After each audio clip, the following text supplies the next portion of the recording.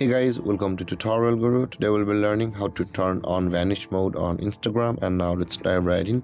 Now to turn on vanish mode on Instagram, first open up your Instagram app. But before we proceed guys, do make sure to subscribe to my channel because it gives me a lot of support. So with that being said, let's open up the Instagram app.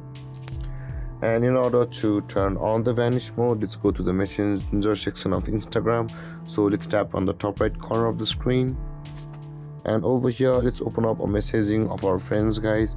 And in order to turn on vanish mode on Instagram guys, you'll be just required to tap and hold on the message or the screen like this when you have not typed any message, and you can just after that swipe up, and you will be able to just swipe it up, and you can see where it says swipe up to turn on vanish mode will appear, and you will be required to swipe up until the circle is complete.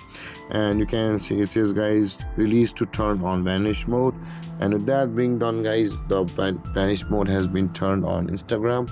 And there guys, this is how to turn on vanish mode on Instagram. And if you have any confusions or questions regarding the topic, feel free to comment in the comment section below, and don't forget to like, subscribe and hit that bell icon for more videos. Thank you for watching guys. Peace.